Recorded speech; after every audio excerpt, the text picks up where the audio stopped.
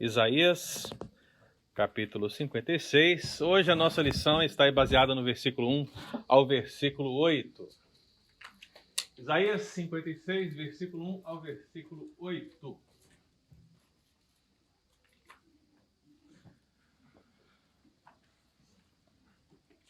Pastor Pedro está viajando? Pastor Pedro, agora, nesse momento, ele está em Atenas. Teve um atraso do voo dele, senão ele já está. Mas só foi ele ou foi alguns crentes também junto com ele? Olha isso. Metade da igreja. Hã? Foi eu pastor com ele aqui da região. Ah, bom. É que eu estou notando foto de algumas pessoas aqui na igreja, estou me perguntando. Oremos, irmãos, pela viagem do pastor, né? E peçamos que Deus possa guiá-lo ali em nome de Jesus. Assim como pedimos para que Deus o guie ali, a gente pede também para que Deus guie o nosso coração aqui na meditação da palavra de Deus.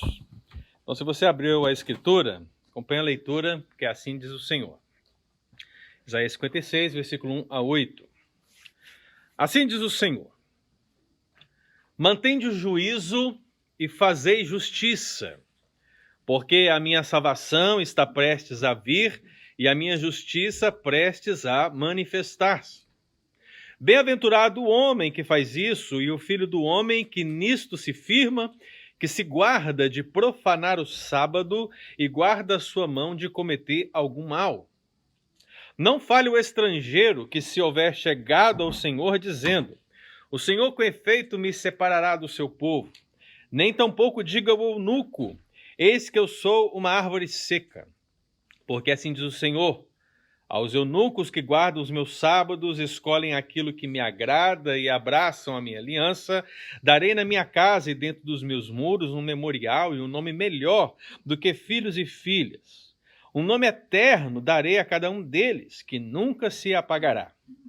Aos estrangeiros que se chegam ao Senhor para servirem e para amarem o nome do Senhor, sendo deste modo servos seus, sim, todos os que guardam o sábado, não o profanando, e abraçam a minha aliança, também os levarei ao meu santo monte, e os alegrarei na minha casa de oração. Os seus holocaustos e os seus sacrifícios serão aceitos no meu altar, porque a minha casa será chamada casa de oração para todos os povos. E pela terceira vez, né?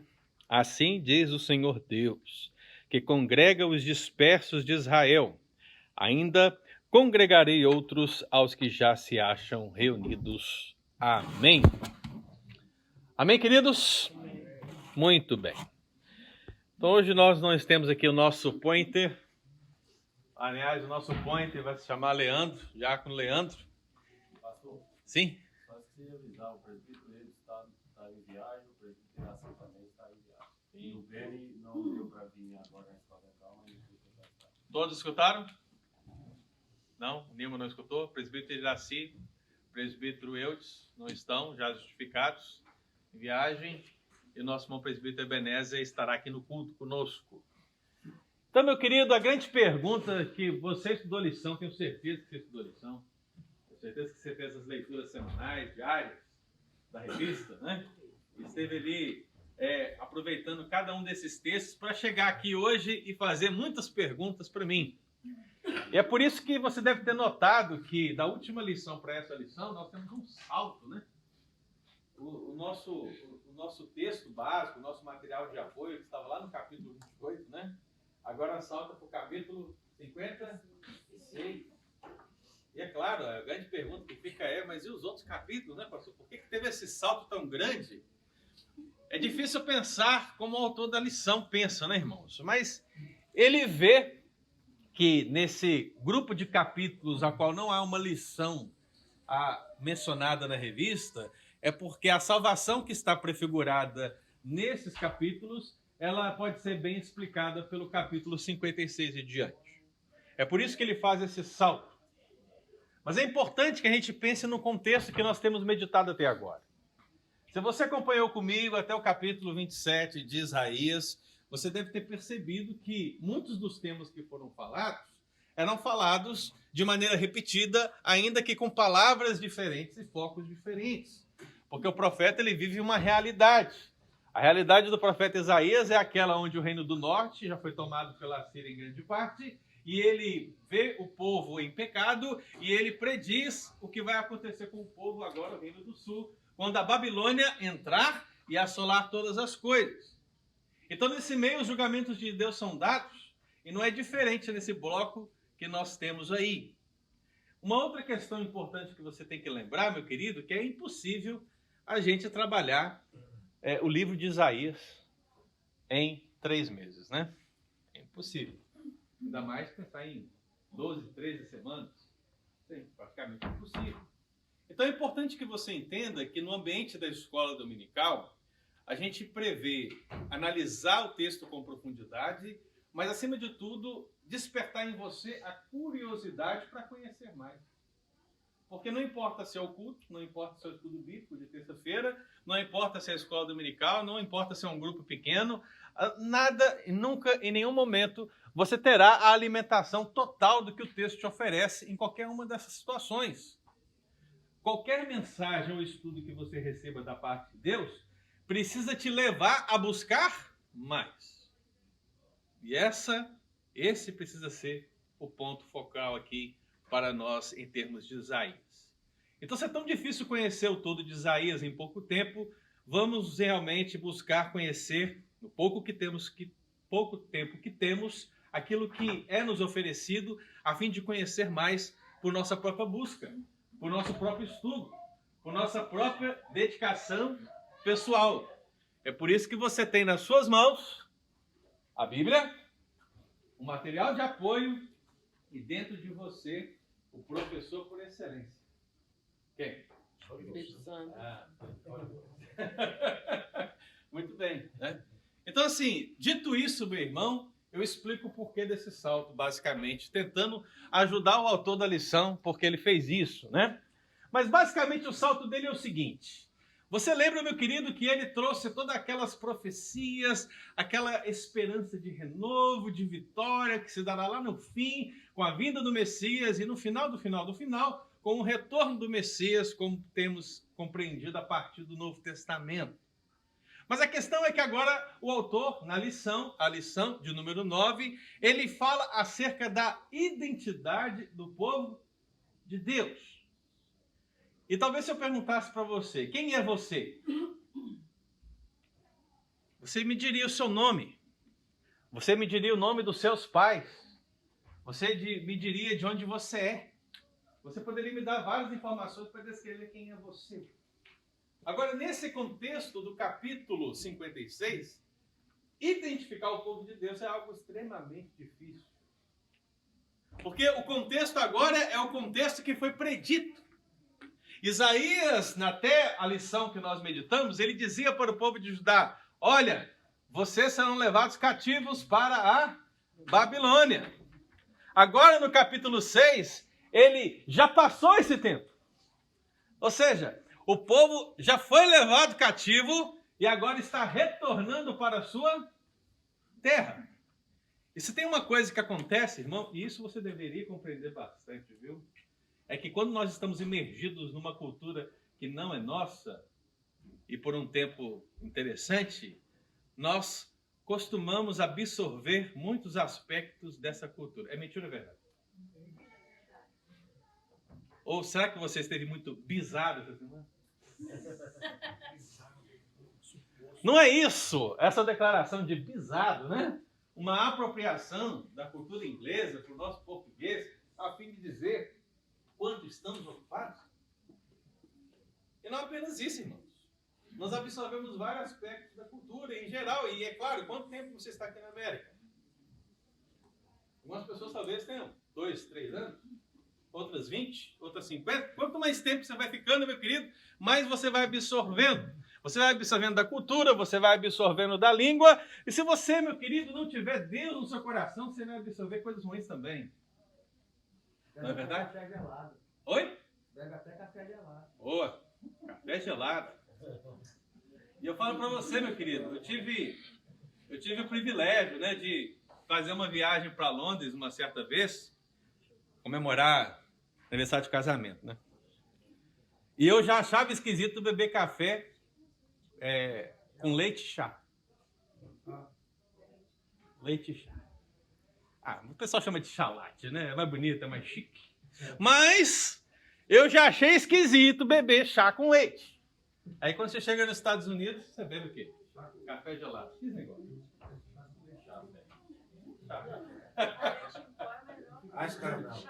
Esse aí é brasileiro. Esse é brasileiro. Isso é brasileiro. Hoje mesmo eu tomei café com leite em pó. Pode ser que é clássico, né? 3 colheres. 3. Dá pra dar aquelas bolinhas. E você comer com colher no final. Então vejam, irmãos. Você vai absorvendo a cultura. Nós estamos falando de um povo que ficou 70 anos numa terra idólatra.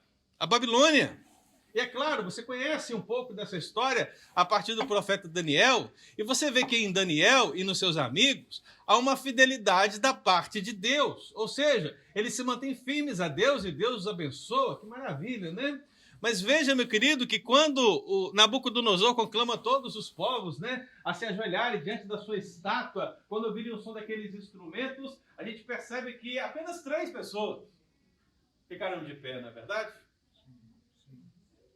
Só haviam 3 israelitas ali? Então perceba o seguinte, a nação de Israel, à medida que foi ficando no exílio, assim como o reino do norte foi absorvido pela Assíria em muitos sentidos, o reino do sul também estava sendo absorvido em muitos sentidos pela cultura babilônica. Então quando eles voltavam, meu irmão, carregando, sim, a história dos seus pais que tiraram lá do Egito, toda aquela questão de Abraão, da lei, da Torá, mas também vinham carregando, meu querido irmão, os deuses da Babilônia, as práticas da Babilônia, pessoas da Babilônia, estrangeiros, eunucos, afim, e é nesse contexto que Isaías diz. Na verdade, ele diz o que diz o Senhor, né? Porque em 3 oportunidades nesse texto se fala, assim diz o Senhor.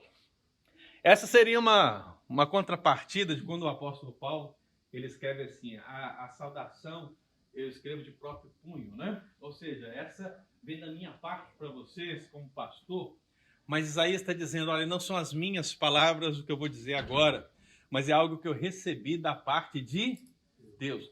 3 vezes mencionando, meu irmão, dá um caráter extremamente profético para o que vai ser dito. Então tenha em mente que os exilados estão voltando da Babilônia e eles estão voltando desfigurados, assim como você insiste em falar na semana que você está bisado. Ok? Leandro passa então. E aí o que temos, irmãos? Essencialmente, o que o profeta quer dizer para o povo? A promessa sempre é de salvação, né? Primeiro Deus castigou, Deus trouxe o julgamento sobre o povo na Babilônia, e agora é o tempo de voltar, porque Deus também diz, olha, vai chegar o tempo que vocês vão voltar, eu vou restaurar vocês a terra, eu vou trazer vocês de volta. Então Deus, meu querido irmão, está trazendo a nação de volta, e é claro, trazer a nação de volta depois do julgamento significa, olha, naquilo que vocês deveriam ser julgados, vocês foram, agora que vocês estão voltando, eu digo para vocês, eu manterei a minha palavra, aquela que eu já tinha dito lá no princípio com os seus pais, e que eu continuei dizendo através de Moisés, na lei, aquela que está escrita em todos os livros poéticos, aquela que eu insisto em dizer antes, durante e agora, depois desse processo de julgamento, eu vos salvarei. E eu salvarei graciosamente, pela graça. E, meu querido, imagine esse povo desfigurado. Que é o povo de Deus, né? Pensa assim, é o povo de Deus, é Judá, é Israel, é o povo de Deus. Na cabeça deles, meus irmãos, eles são como que rejeitados. Você é igreja, eu sou igreja, nós somos igreja, né? Até o momento que a gente passa por uma situação que a gente faz a seguinte pergunta, Deus, onde estás? Não vês a humilhação que eu estou passando? Não vês a tribulação que eu estou passando? Não vê o pecado, a tentação que está diante de mim? Não vês isso, não vê aquilo, nos sentimos totalmente rejeitados, irmãos, e quando caímos em tentação, ou quando estamos em pecado, quando fazemos aquilo que desagrada ao Senhor, a verdade, meu irmão, é que nos sentimos rejeitados, nos sentimos sujos, nos sentimos terríveis. Não é um sentimento diferente que está na vida desse povo. Por isso Deus olha para os rejeitados, promete a salvação e diz: vocês precisam voltar a uma vida piedosa. Lembre que a volta do povo para ajudar significa reconstruir a base de tudo. Você já leu o profeta Ageu? Quem já leu o profeta Ageu? Já leu? Você lembra que lá naquele contexto, que é o mesmo contexto aqui, né? Lá naquele contexto, o que foi dito pelo profeta Ageu é que o povo, quando voltava, ele estava preocupado mais em reconstruir as suas próprias casas, deixar as suas casas, 100%, do que a casa de Deus.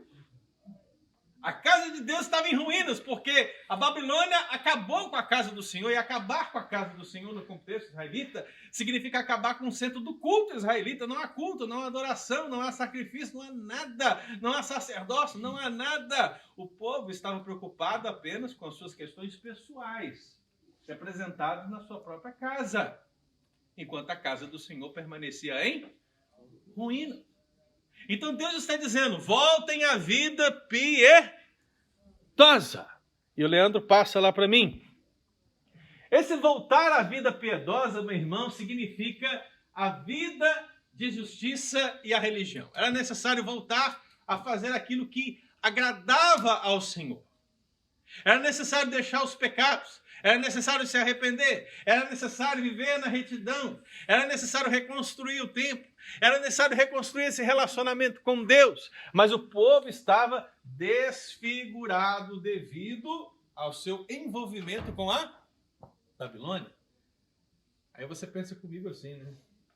Se Judá, antes da Babilônia, já era terrível, já seguia após outros deuses, já tinha postes ídolos, já fazia coisas terríveis diante de Deus, imagine agora, depois de conviver 70 anos com uma nação tão terrível quanto a Babilônia. Você já imaginou isso, meu querido? Então, nesse contexto, Deus está chamando a voltar. E lembre-se, irmão, tenha isso no seu coração, porque essa é uma chave hermenêutica fundamental para se ler os profetas. O uso da expressão voltar é fundamental. Porque voltar, na perspectiva dos profetas, é arrependimento. Sempre. Arrependimento. Então os profetas sempre dizem: voltem, voltem, voltem mais uma vez. Não é voltar da Babilônia para Judá ou do norte para o sul. Não, é voltar para o Senhor, é se arrepender, é voltar para um caminho. Você desviou para a direita, você desviou para a esquerda, você desviou, meu querido, e tem que voltar. Essa é a ideia. Pode passar, Leandro. Então o capítulo 56, ele começa dizendo, dá essa ideia de manter o juízo e fazer a justiça, porque é isso que vai estabelecer esse ponto da religião verdadeira com Deus. Veja, meu querido, que manter o juízo significa sustentar o que é legítimo. Fazer a justiça significa observar a lei. Em todo o tempo aqui do capítulo 56, as expressões utilizadas trazendo a Torá à tona são expressões para designar que o povo deveria voltar à palavra. O povo deveria voltar à lei. Se nós queremos ter uma vida piedosa, se nós queremos fazer a vontade do Senhor, a nossa vida, dia a dia, tem que ser coerente com aquilo que nós cremos. Então, como eu posso dizer que sou o povo de Deus? A minha casa está arrumadinha, mas a casa do Senhor está em ruína. Como eu posso dizer que eu sou o povo de Deus, que eu amo a Deus, mas eu profano o nome do Senhor não obedecendo a sua lei? Então Deus está dizendo que é necessário viver uma vida de justiça. E a vida de justiça nesse sentido é coerência. Aquilo que se é deve ser provado mais do que palavras, mas com ações. trazendo para o nosso contexto mais neotestamentário, né? Significa testemunho. Sabe quando você fala, você tem que ter testemunho, meu irmão? O que significa isso? Que a sua vida tem que ser o bom perfume de Cristo. O aroma que precisa emergir da sua vida a fim de alcançar outras pessoas precisa ser o aroma de Cristo, não de um corpo em decomposição pelos seus pecados. Então, meu irmão, essa é a diferença. Não há nada melhor do que um cheiro agradável, não é verdade? Quando você passa por alguém e sobe aquele perfume assim, o que você faz? O cheiro é bom, o cheiro é bom. O cheiro é bom. Quando o cheiro é bom, a vontade que você tem é de cheirar mais. Salvo os casos especiais. Quando o cheiro é bom, você quer cheirar mais. Nossa! E algumas pessoas ainda viram para você, talvez, e falam assim, mas que perfume é esse? Onde você comprou? Querem saber mais. Querem saber mais e bem mais informações. Meu irmão, não é diferente da nossa vida cristã. Ora, se nós queremos ter uma vida realmente coerente com aquilo que nós cremos, esse bom perfume, ele não apenas vai atrair as pessoas, como também levará as pessoas a quererem conhecer mais. E à medida que elas querem conhecer mais, nós falamos não de nós mesmos, mas falamos daquele que nos deu esse perfume, Cristo Jesus. Amém, queridos? Então aqui, o profeta Isaías está falando justamente disso. A vida do povo deveria ser coerente com as promessas de Deus. Pode passar, Leandro? E aí vem essa questão da guarda do sábado. Tem que guardar o sábado, não pode profanar o sábado.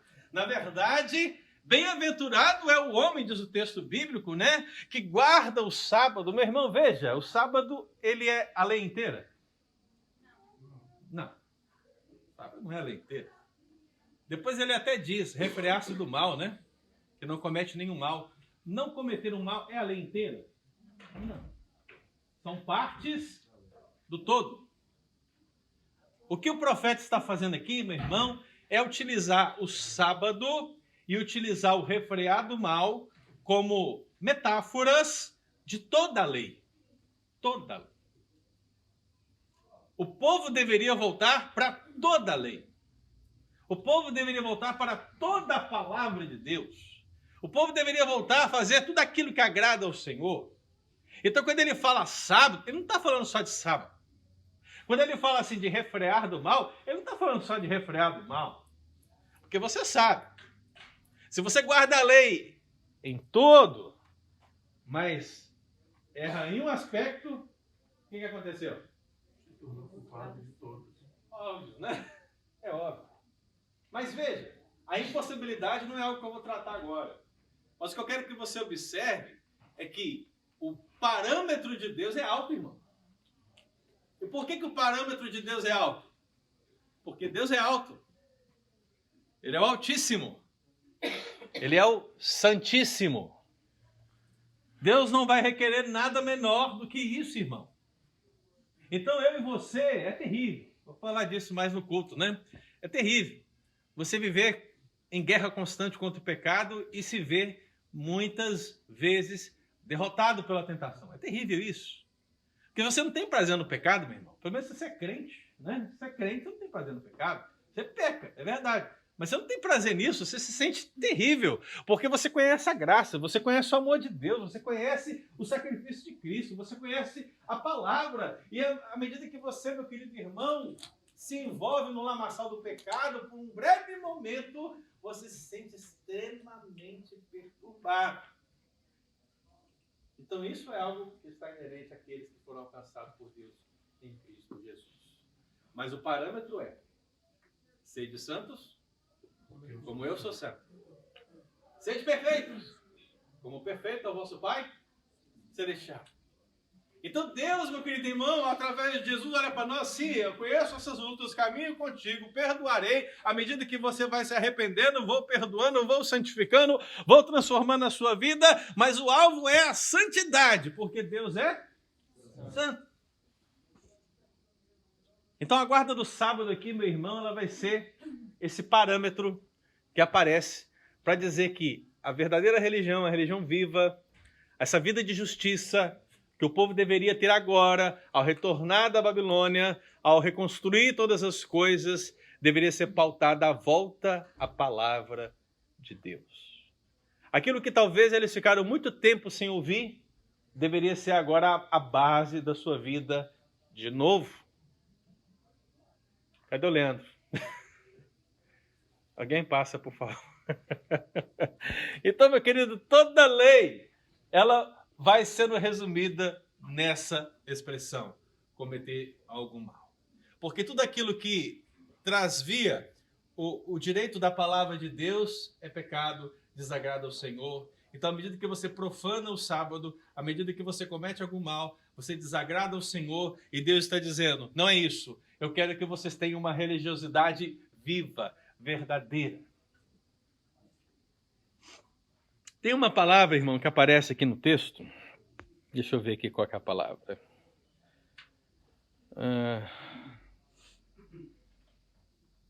Essa expressão, guardar o sábado, né? Talvez você não saiba disso, mas em Isaías, essa ideia de sábado, guardar o sábado, não profanar o sábado, aparece apenas 2 vezes. Isaías é um livro grande, hein? Não é verdade? Mas sábado aparece quantas vezes? 2 vezes. Uma positiva. Qual que é a positiva? Não profanar o sábado. Ou seja, é aquilo que está escrito aqui no texto que nós vemos. Deus está chamando o povo a não profanar o sábado para ter uma religião viva, verdadeira. Primeiro. Segundo, aspecto negativo. Qual que é o aspecto negativo? Isaías capítulo 1. Lembra? Deus fala do culto hipócrita. Deus fala que as festas da lua nova, tudo aquilo estava sendo abominado, porque o povo entrava nos átrios, fazia tudo aquilo que estava prescrito na lei, mas o seu coração estava onde? Distante de Deus. Eu quero que você observe o contrário. Porque a gente esquece o que já foi dito, né? Lá, o povo tinha religião, mas ela não era verdadeira. Ela era hipócrita. Eles tinham tudo. Eles tinham o templo, eles tinham sacerdotes, eles tinham sacrifícios, eles tinham as festas, eles tinham o sábado, eles tinham tudo. Tudo acontecia, era maravilhoso, era assim, exponencial. Trazendo para nós hoje aqui no nosso contexto, adaptando, seria assim: tem o louvor, tem o pastor pregando, tem os presbíteros administrando, tem a junta diaconal ajudando, tem o pessoal do som, tem as comissões, tem os comitês, tem tudo está funcionando lindo, maravilhoso, mas todo mundo está distante de Deus. Seria isso. Agora aqui não. Isaías 56 é diferente. Eles não têm templo, eles não têm sacerdote, eles não têm culto, eles não têm nada. Absolutamente nada. Mas Deus olha para eles: voltem. Voltem a fazer aquilo que está na base, mas voltem fazendo de maneira viva. Então aquilo que Isaías começou dizendo no capítulo 1, deveria ser diferente agora no capítulo 56. Trata-se de um recomeço. E eu pergunto para você, meu irmão, não é a vida cristã um recomeço todo dia? Não no sentido que você, ao pecar, você perdeu sua salvação, né, meu irmão? Pelo amor de Deus. Pelo amor de Deus. Mas a sua vida é um recomeço no sentido de que todo dia é uma luta, todo dia é uma batalha, para que você busque a santidade, para que você agrade a Deus, para que você cumpra a palavra do Senhor. Porque, meu irmão, você é aquilo que Jesus disse que você é. Homens de pequena fé. Por quê? Duvidaste. Nós somos assim. Nós duvidamos. Por mais maravilhosa que seja a promessa, nós dizemos amém com a boca. E pensamos na mente: será? Será mesmo? Então, meu irmão, esses somos nós, essa luta. Então veja que esse contexto precisa ser aplicado à nossa vida em nome de Jesus. Uma aplicação.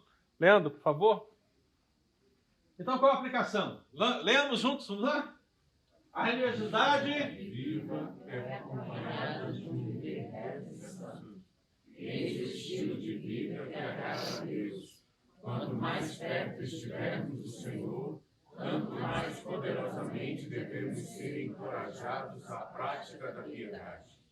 Quanto mais perto do Senhor, mais poderosamente devemos ser encorajados à prática da piedade. Por isso que Jesus disse: pelo fruto conhecereis a árvore. Entendeu, irmão? Por quê? Ora, se alguém diz viver perto de Deus, se alguém diz ter uma vida com Deus, se alguém diz saber muito acerca de Deus, isso é de fato verdade, irmão. A sua piedade precisa acompanhar a sua palavra. Deu para entender? Passando. Leandro? Obrigado.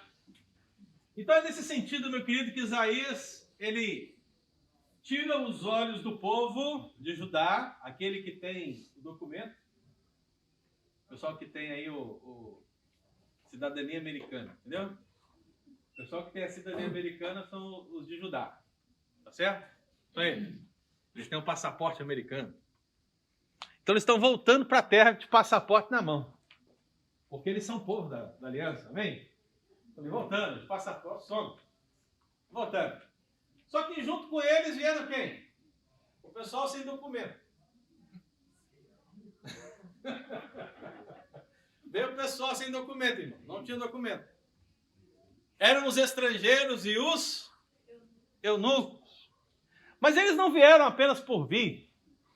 Eles vieram e estabeleceram uma relação com esse Deus.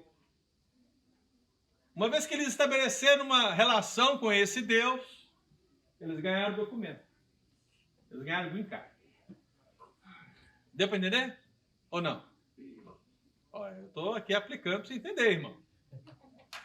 Porque veja, meu irmão, não sei se você lembra disso, mas na Bíblia, qual é o povo escolhido de Deus no Antigo Testamento? Israel, né? E a Babilônia? E a Síria? E os Moabitas? E os egípcios? Todos eles eram gentios. Meu irmão, na perspectiva veterotestamentária, todas as nações que não eram Israel eram chamados de gentios. Ou seja, não tinha documento. Quem tinha documento? Israelitas. Mas, segundo o princípio da evangelização do Antigo Testamento, se aquelas pessoas que não tinham documento acreditassem no Deus de Israel, se convertessem, né?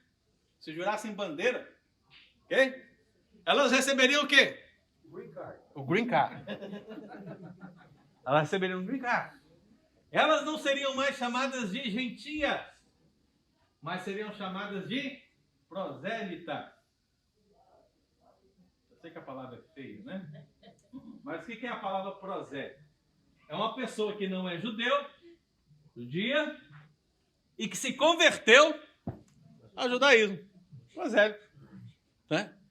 Então veja que o princípio da pregação no Antigo Testamento era esse.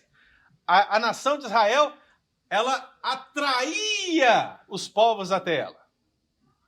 A nação de Israel atraía os povos a Sião, a Jerusalém. E à medida que os povos iam se convertendo, iam se tornando parte integrante da nação. Então veja o seguinte, irmão. A nação, nada diferente do que aconteceu no Egito, em alguns sentidos, mas a nação está voltando da Babilônia, e à medida que ela volta, os estrangeiros e eunucos vêm com ela. Mas esses estrangeiros e eunucos, a qual Deus está garantindo o pacto da aliança, não são quaisquer estrangeiros e eunucos, mas são aqueles que se arrependeram, são aqueles que aceitaram o Deus de Israel, são aqueles que se converteram. Basta ler o texto. Não é o que o texto está dizendo? Aos estrangeiros que, aos eunucos que. que fizeram o quê? Que aceitaram a aliança, que me aceitaram, que não guardaram o sábado, que se aproximaram de mim. Ou seja, aqueles que se converteram ao Deus de Israel, a esses Deus vai dar para eles a cidadania americana. Deu para entender? Então o que Deus está dizendo? Vocês se tornarão o meu povo. Então a situação dos estrangeiros eunucos é essa dentro do contexto. Deus vai fazer isso não porque o estrangeiro é melhor, não porque o eunuco é melhor, mas porque ele é gracioso. É obra da graça de Deus. Quem diz que não existe graça no Antigo Testamento não leu a Bíblia ainda, irmão. A graça está lá. Então talvez alguém pergunte assim, pastor, mas a Bíblia, a lei, né? Vamos falar, a lei, a Torá, ela diz que o estrangeiro eunuco não tem vez em Israel. Correto? Eu falei, correto. Corretíssimo. É o que a lei diz. Mas ela não está falando do estrangeiro ou do eunuco que aceitaram o Deus de Israel. Ela está falando do estrangeiro e do eunuco que eram rebeldes ao Deus de Israel. Quantas vezes você já leu na Bíblia que o israelita não devia deitar com as mulheres de outras nações? Quantas vezes você já leu? Olha, por quê? Porque a mistura com o estrangeiro era a mistura com a cultura desses estrangeiros. Se você pegar a vida de Salomão, por exemplo,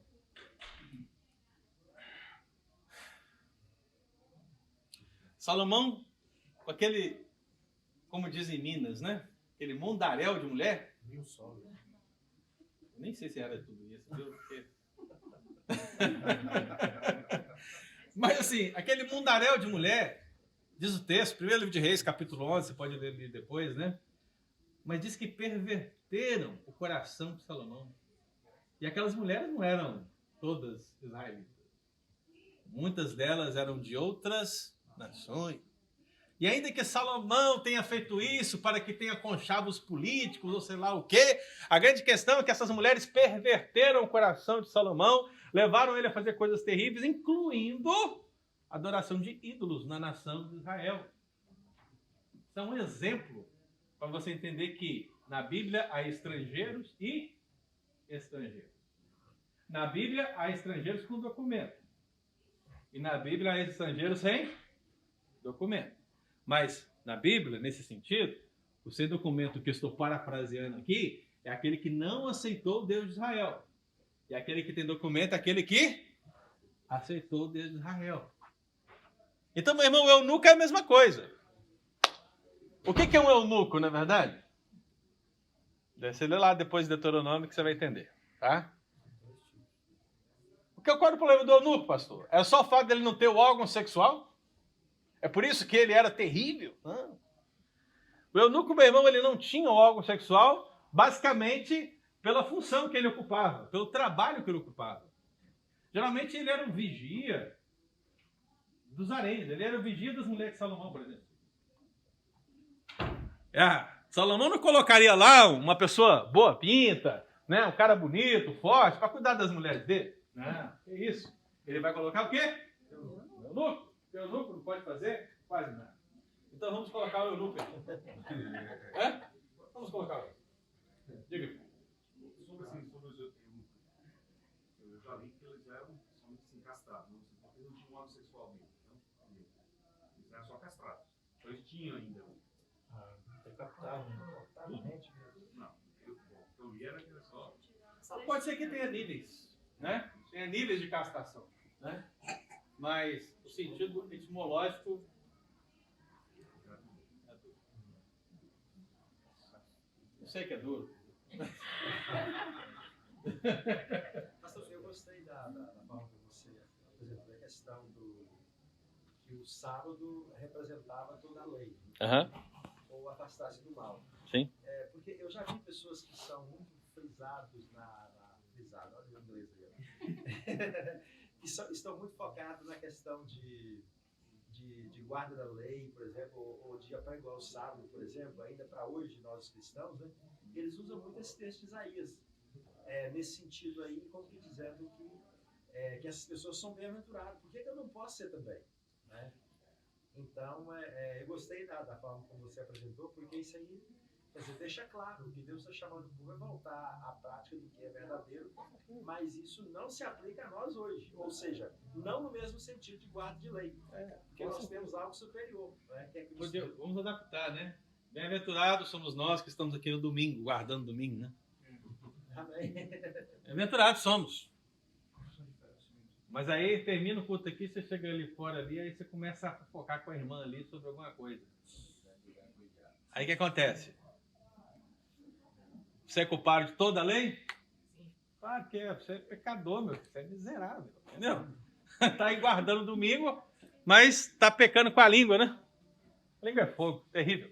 Diga, meu filho. Pastor, ele falou sobre o sábado.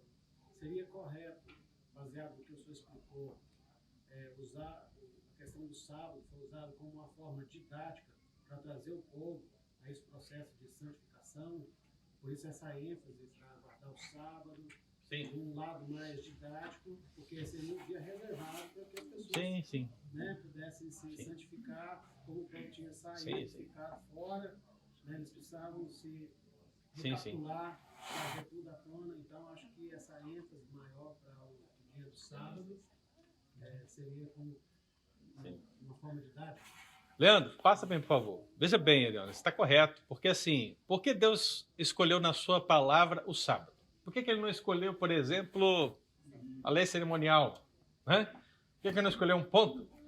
O que resume melhor o relacionamento de Deus com o seu povo em termos de religião? O sábado. Por isso que temos aqui uma figura de linguagem. Essa figura de linguagem chama sinédoque. É uma figura de linguagem onde o todo é representado pelo pouco. Seria mais ou menos você dizer o seguinte: tá vendo aqueles urubus ali? Urubus ou urubu? Então, é a torcida do Flamengo. Ou seja, o pouco, ele representa o quê? O todo, né? Aí é porco, né? É porco. Eu vou falar um bolo de leite. Representa o bolo inteiro, não é só o leite, mas é o bolo todo que você fala. Sim, pode ser também. É uma figura de linguagem. Então, Deus ele escolheu usar aqui o sábado, porque o sábado é a representação máxima do culto a ele. Né? O que seria para nós a representação máxima do culto a Deus? Domingo. Né? Culto solene. Mas assim, qual é a representação máxima do nosso culto? Por que temos acesso a Deus para cultuá-lo? É o dízimo? É o dízimo? É o louvor? Louvor que liberta? Não? Quem que é? O sangue de Cristo. O sangue de Jesus é a base de tudo. Então seria como se você usasse o sangue de Cristo para descrever todo o aspecto dessa relação que nós temos aqui num culto, por exemplo. Dependendo da igreja, é o dízimo mesmo. Dependendo da igreja, é o dízimo. Pastor, acho que Deuteronômio 23 fala que os eunucos não tinham... Aí você pode ler o versículo 1 do Deuteronômio 23. Deuteronômio 23, 1. Pode ler aí. É isso mesmo. Os eunucos não tinham parte da Assembleia. Não entremos em detalhes, né? 23. Então, assim, basicamente, irmãos, qual que é a reclamação, vamos dizer assim, dos estrangeiros eunucos, né? Porque eles tinham nele aquela carência, né? Carência. É mais ou menos o seguinte: quando alguém manda uma mensagem para você na sua rede social e você não responde, aí depois de 100 dias, ela manda de novo e diz assim: você não me respondeu. E fica ali te cobrando, você tem uma carência tão grande na sua resposta. Os estrangeiros eunucos é a mesma coisa. Como eles estavam entrando no povo de Israel, mas eles não eram o povo de Israel, eles só tinham o quê? O green card. Meu Deus, como se fosse só, né? Mas assim, eles não tinham o quê? Eles não eram americanos. Eles tinham o quê? O green card. Então eles sabiam a língua, eles conviviam, eles estavam no meio, eles pagavam os impostos, mas eles não se sentiam parte. Aí os estrangeiros diziam: me separará do seu povo. Ou seja, eles se sentiam excluídos do povo de Deus. Os eunucos, sou uma árvore seca. Por que ele dizia que é uma árvore seca, irmão? Por quê? Não podia ter filho. Olha aí, olha aí. Não podia ter filho. Mas Deus fala para o eunuco, não se preocupe, eunuco, você não pode ter filhos, mas eu vou te dar um nome eterno. Ou seja, a sua geração vai ser pela eternidade dessa relação comigo. Ou seja, a filiação dele não é física, mas é espiritual. Que coisa maravilhosa. E os estrangeiros que se sentiam separados agora são o quê? Ajuntados ao povo. Pode passar, Leandro, por favor? Então o profeta, ele procura libertar o prosélito. Quem é o prosélito, irmão? O gentio que se tornou, que acreditou. É, o indocumentado que recebeu o documento. Olha aí, não tem melhor figura, né? Então, essa autoavaliação terrível que eles tinham deles agora seria retirada, porque Deus lhe daria a salvação. O texto está até ali, né? Deuteronômio 23, né? Coloquei aí, ó. Você leu o versículo 1? Deu, mano? Pode ser as duas coisas. Diga, Leandro. Por favor, Leandro. Leandrão. Então, Deus dá as promessas que eu tenho falado até aqui, irmão. Promessa de salvação a todos eles, diz o texto. Assim diz o Senhor. Pode passar, Leandro. Aplicação. Vamos ler juntos? É bem possível. E ainda podemos contrastes excepcionais, hipócritas e verdadeiramente convertidos, sinceros. Esses últimos demonstram amor sincero pela palavra e aliança divinas. Por que eu escrevi isso, irmão? Por quê? Se você acompanhou meu raciocínio, você vai entender o seguinte. Imagine o pessoal que tem a cidadania, né? Quem tem a cidadania é um abençoado, né? É um abençoado. E o que acontece? Quando a gente é muito abençoado, a gente cai naquela acusação de Satanás, né? Qual que é a acusação de Satanás? Por que Jó é abençoado? Porque o Senhor dá tudo para ele, o Senhor protege, o Senhor serve, o Senhor faz e acontece. Ué, ele tem que ser um íntegro mesmo, né? A questão é que Jó realmente era um homem crente. Mas há muitos cristãos, há muitos convertidos, aliás, há muitos crentes nominais que, se passassem por uma prova, mesmo cidadãos, mesmo lá de passaporte americano, blasfemariam contra Deus, né? São hipócritas. Lembra lá do capítulo 1. O povo fazia tudo em termos de religião, mas o coração estava... Mas tinha um documento, né? Agora o estrangeiro e o eunuco não tem nada, irmãos. Eles são gentios convertidos. Agora eles têm uma coisa. Eles são sinceros. Eles estão aproximando diante de Deus, primeiro, reconhecendo que eles nada são. Olha, eu não sou nada, eu sou uma árvore seca, eu sou excluído, eu sou terrível. Eles estão se apresentando diante de Deus, dizendo e entendendo que eles realmente são. Triste. Mas Deus olha para eles na sinceridade que eles se apresentam diante dele e os chama para si e os coloca debaixo da aliança. Agora eu pergunto para você, irmão. Será que é possível nós encontrarmos no nosso contexto hoje algo similar?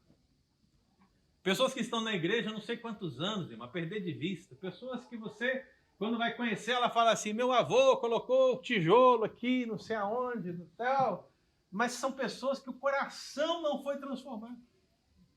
São pessoas que não entregaram a sua vida a Jesus, mas que estão na igreja, estão nos cultos, estão nos trabalhos, estão em qualquer lugar, irmãos, estão fazendo, olha, mas são hipócritas em relação a Deus. Enquanto por aquela porta passa uma pessoa que você nunca viu, das piores situações possíveis da vida, mas ela senta aqui, ela ouve a palavra, ela se arrepende e ela só torna uma crente fiel e sincera. E são aqueles hipócritas que vão apontar o dedo para ela e vão dizer, ele se acha. E vão tentar humilhá-la. Vão tentar afastá-la. Crente nominal tentando afastar crente sincero da presença de Deus. Será que já passou por isso alguma vez? Será que já passou ou não? Nada diferente do contexto de Isaías 56. Pastor, Sim. em sentido ainda mais extenso, mais largo, nós também somos gentios. Nós também somos estrangeiros. Claro. E nós Nós, temos a minha nós casa. somos a representação maior disso. Porque, em termos veterotestamentários, o conhecido é o que vamos ver na Bíblia. As nações que vamos ver na Bíblia. Mas, meu irmão, eu vou falar disso agora, né? Os gentios somos nós, todos aqui. Quem é você? Ninguém aqui tem documento, não, irmão. Aqui está todo mundo no mesmo barco. Até que Cristo nos salve e nos enxerte na videira verdadeira, né? Aí, nesse momento, meu irmão, não tem green card, não tem documento melhor do que aquele que sabe que você está escrito no livro da vida. Amém. Né? Olha que maravilha. Isso é bom, né? Então, os hipócritas, Deus tratará com eles. E os sinceros, também. Uns receberão graça e outros receberão o julgamento eterno, o juízo. Meu querido Leandro, então, para a última parte, irmãos, chega na identidade do povo, né? Então, falou tudo isso para falar da identidade do povo. Porque agora o povo que volta não é o povo só de Judá, mas é um povo de estrangeiros, é um povo de eunucos, é um povo de gente agora mesclado que adora o Senhor. Deus está congregando os dispersos de Israel, mas ele está demonstrando que os dispersos de Israel não são apenas da linhagem de Abraão, em termos sanguíneos, em termos genéticos, mas são de outras nações. Você está conseguindo perceber aqui uma abertura em algum sentido? Assim diz o Senhor, hein? Pode passar, Leandro. Por favor. Para onde vamos, irmão? Nós vamos para aquela esperança escatológica. O que começou aqui no capítulo 56, quando Deus começou, portanto, a demonstrar esse achegar dos estrangeiros do eunuco, dizendo, olha, o meu povo está aqui em Israel, o meu povo está aqui em Judá, mas o meu povo também está em muitos outros lugares. Então, quando você avança na plenitude dos tempos, a plenitude escatológica, quando Jesus vem, quando ele chega e inaugura os últimos dias, Jesus inaugura os últimos dias, ele vem para mostrar o quê? Pode passar, meu querido Leandro. Não, pode voltar, por favor, Leandro. Ele vem para mostrar o quê, meu irmão? Olha aqui comigo aqui, ó. Jesus ressuscitou, amém? Quem que ele deixou no lugar dele? É verdade. E o Espírito Santo estava agindo sobre quem? Sobre a igreja. A igreja tinha um nome. Qual é o nome dela? Igreja Presbiteriana City United? Não. Igreja Primitiva. Alguém escreveu errado ali, não sei quem foi. Então, assim, igreja primitiva. Né? A igreja primitiva, irmão, ela recebe uma promessa. Qual é a promessa? Mas receberei poder ao descer sobre vós o meu. Portanto, não saiam de Jerusalém. Lá na festa do Pentecostes, quem estava lá? Só judeu? Não. Quem estava lá? Deus do mundo todo. Leia Atos 1. Judeus e não judeus. Pessoas de todas as nações. Como eu sei disso, pastor? Porque a Bíblia diz que o Espírito Santo desce. E quando desce, os apóstolos passam a falar em outras línguas. E, meu irmão, não estamos falando de Silas Malafaia Chupa Balahaus. Nós estamos falando de línguas de povos. Os apóstolos começam a falar em línguas de povos, adaptando para você entender. Eles estão falando em inglês, eles estão falando em espanhol, eles estão falando em alemão, eles estão falando em português brasileiro. Eles estão falando, meu irmão, na língua do brasileiro que mora nos Estados Unidos. Eles estão falando bisado. Mas eles estão falando em outras línguas. E, meu irmão, as nações estão recebendo a palavra em Atos capítulo 2. E você talvez ainda não percebeu o que está acontecendo. Então, meu irmão, a igreja primitiva começa a pregar a palavra de Deus. E há todo aquele embrolho envolvendo o apóstolo Pedro e depois o apóstolo Paulo. E nós percebemos que Pedro, meu irmão, estava focado nos judeus. O apóstolo Paulo ficou focado nos gentios. Mas Pedro entendeu que Deus estava abrindo a porta do evangelho para as outras nações. E Paulo é o apóstolo dos gentios. A igreja avança. E diz a palavra de Deus que um jovem chamado Filipe, ungido pelo Espírito Santo de Deus, encontra uma pessoa no deserto. E quem é essa pessoa? O eunuco.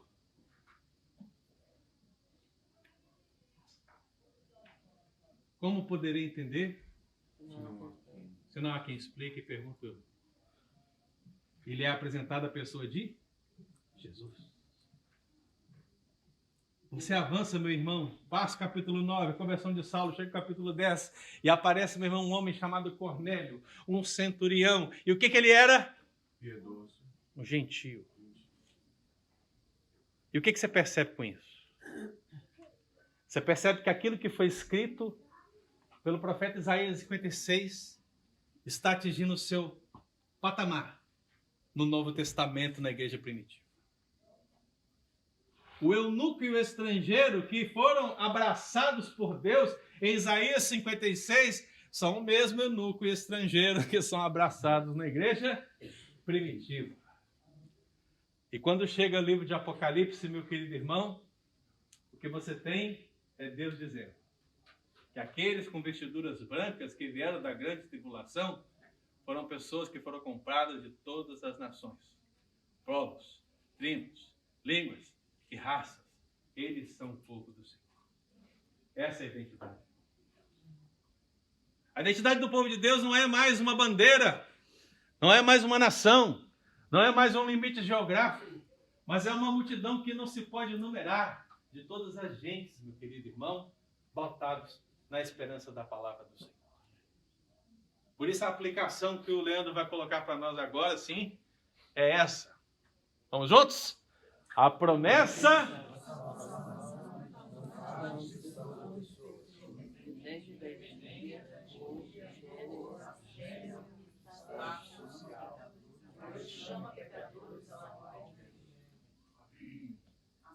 independente? Independente. Então, meu irmão, por isso que nós mostramos, mais uma vez, que o Antigo Testamento ele é como que uma sombra de algo muito mais colorido que se vê no Novo Testamento. A Bíblia não mudou. Ela só ampliou as informações para que você entendesse muito mais acerca do plano de Deus. Amém? Amém, queridos? Vamos orar? Vamos agradecer a Deus por essa bênção, então? Você é povo de Deus? Amém. Mesmo brasileiro? Mesmo falando pisado? Mesmo com ou sem documento? Vamos ficar de pé, irmãos? Vamos orar, que daqui a pouco vamos começar o nosso culto.